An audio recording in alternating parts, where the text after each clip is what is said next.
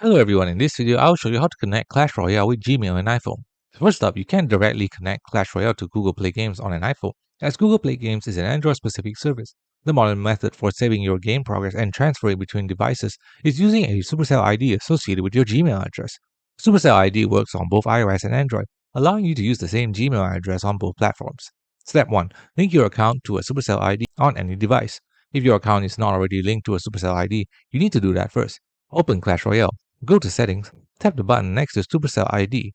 Select Register Now and enter your desired Gmail address, and Supercell will send a verification code to that Gmail inbox. And finally, enter the code in the game to complete a link. Step 2. Log in with your Supercell ID on your iPhone. Once your account is linked to the Gmail-based Supercell ID, you can use it on your iPhone. First, open Clash Royale on your iPhone. Then go to Settings. Next, tap the button next to Supercell ID. Tap Login, not Register Now. Enter the same Gmail address you used in Step 1.